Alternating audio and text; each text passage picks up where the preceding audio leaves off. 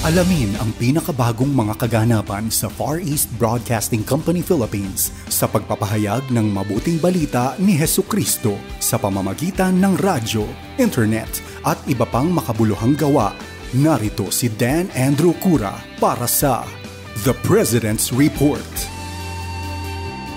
Sa ngayon ay nakaabang ang lahat sa pagpasok po ng bagong administrasyon natin.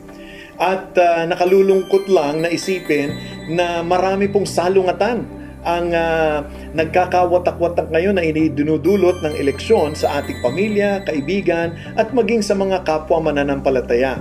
Kaya ngayon po magbalik tanaw tayo sa mga ginawa ng ating Panginoon na makapagbibigay po sa atin ng lakas ng loob upang harapin ang ating kinabukasan. Kung ikaw ay nanonood sa Facebook, huwag mong kalimutan na mag-like o mag-comment at i-share naman ang video na ito upang makaabot ito sa mas marami pa nating mga kababayan. Ako ang inyong kaibigan, si Dan Andrew, at samahan niyo po ako sa isang episode na naman ng The President's Report.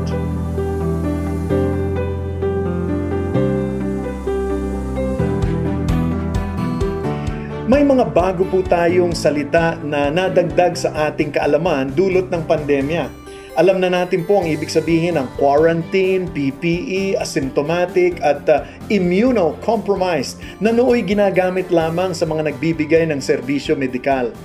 Ang hard lockdown, contact tracing at social distancing ay naging bahagi na rin ng ating mga huntahan. Bukod sa buzzwords na ito, ay may dalawa ring grupo ng mga salita na nagpapakita ng bigat ng responsibilidad ng isang sektor sa ating lipunan. At yan po ang mga frontliners at essential workers. Bago ang pandemya, inuugnay lang po natin ito sa mga sundalo sa digmaan at mga unang tumutugon sa oras ng kalamidad.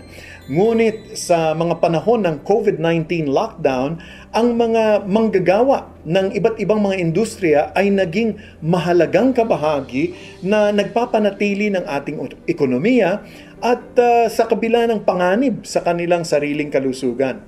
Hindi lang ang mga doktor at mga nurse, kung hindi pati na rin ang mga administrative staff at maintenance personnel sa mga ospital. At hindi lamang mga sundalo at pulisya, kung hindi pati na rin ang mga security guards, mga tsuper ng pampublikong sasakyan, mga delivery riders, mga nagsisilbi sa mga kainan at bilihan, at siyempre naman mga broadcaster. Bukod sa mga iba pa, itinuturing silang mga bayani, ngunit malaki rin ang kanilang sakripisyo. Marami sa kanila po ay unang nasawi sa COVID-19 ay lalong-lalo na sa mga frontline healthcare workers dahil po sa patuloy na exposure sa virus habang humihina ang kanilang immunity dahil sa stress at kakulangan sa tulog. Nauunawaan natin na kailangan ng sama-samang pagsisikap ng publiko, gobyerno at mga frontliners para malabanan ang sakit na ito. Kaya nga po noong 2020, inilunsad ng FEBC ang Bayanihan para sa mga bayani upang hikayatin ang ating mga tagapakinig na suportahan ang ating mga kaagapay na organisasyon sa pagbibigay ng mga PPE at mahalagang supply para sa ating mga frontline workers. Sa panahon ding iyon ay, tayo po'y pinagbawalan na magtipon-tipon. Kaya nga po sa inspirasyon mula ng Habakkuk chapter 3 verse 17 to 19, ang tema ng 72nd anniversary ng FEBC, Ikaw ang Diyos, ay naging panawagan para kilalanin ang kadakilaan ng Diyos sa gitna ng ating sitwasyon. Kahit sa araw ng kalamidad, puno tayo ng pag-asa at kagalakan sa Panginoon tulad na lang ng sinabi ng propeta. Bago nga matapos ang taong 2020 dahil sa bagyong Rolly, sa pangunguna ng The Way FM sa Bicol, inilunsad ng FEBC ang First Response Radio sa Catanduanes, dala ng mensaheng nag-uumapaw na pag-asa, batay sa Roma 15, talatang 13. Kaya nga noong 2021, nag-uumapaw na pag-asa naman ang naging tema ng 73rd anniversary. Sa kabila ng kawalan ng pisikal na pagtitipon, marami pa ring naabot ng mensaheng ito sa pamamagitan ng radio at online platforms. Maraming tagapakinig rin ang nagbahagi ng mga kwento ng pag-asa kung paano patuloy na kumikilos ang Diyos sa kanilang buhay sa panahon ng krisis na ito. Nagtataka siguro kayo kung bakit ako nagbabalik tanaw sa mga nakalipas na 2 taon. Ilang linggo na lang po kasi ay ipagdiriwang na natin ang 74th anniversary ng FEBC. Pinupuri po natin ang Diyos kung paano niya itinataguyod ang ministeryo ng pagsasahimpapawid sa loob ng 74 years sa kabila ng maraming bagyo, pagbabago sa pamahalaan at maging sa pandemyang ito. At sa pagluwag po ng ating mga alituntunin laban sa COVID, abay nagagalak kami na makasama muli kayo sa ating pagdiriwang. Gayunpaman, dahil po nasa gitna pa rin tayo ng pandemya, nais nating maging ligtas ito mula sa banta ng COVID. Kaya ngayong taon, iniaalay natin ang pagdiriwang ng ating anibersaryo upang parangalan ang ating mga frontliners.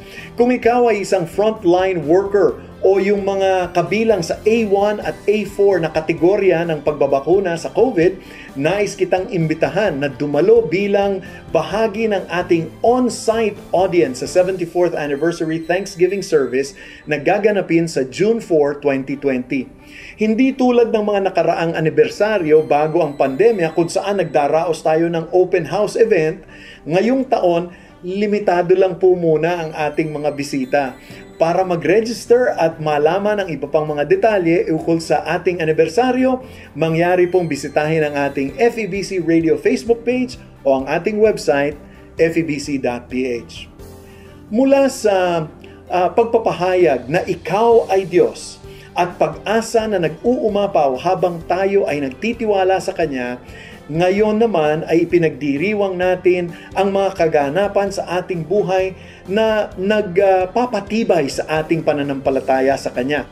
Ang tema ng ating ika-74 na anibersaryo, matatag sa pananalig, ay batay sa panghihikayat ni Apostol Pablo sa Colosas 2:6-7, kaya't kung paanong tinanggap ninyo si Kristo Jesus na Panginoon, ay lumakad kayong gayon sa Kanya, na nakaugat at nakatayo sa Kanya, at matibay sa pananampalataya gaya ng itinuro sa inyo, na sumasagana sa pasasalamat. Habang ipinapanalangin po natin ang pagtatapos ng pandemya at ang pagsisimula naman ng bagong administrasyon sa ating bansa, naway isama niyo po sa panalangin ang FEBC Philippines bilang paghahanda sa ating anibersaryo at iba pang mga kaganapan sa taong ito. Sa Diyos lamang po ang papuri. Naku, maraming salamat po sa pagsama sa akin ngayon. Ako po pa rin ang inyong kaibigan, si Dan Andrew, para sa The President's Report. Manatili po kayong ligtas at pagpalain po kayo ng Panginoon. Inyong napakinggan ang The President's Report. Kung nais ninyong maging kabahagi ng gawain ng Far East Broadcasting Company Philippines, bisitahin ang aming website donatenow.febc.ph o mag-email sa info@febc.ph para sa inyong mga katanungan o mungkahi.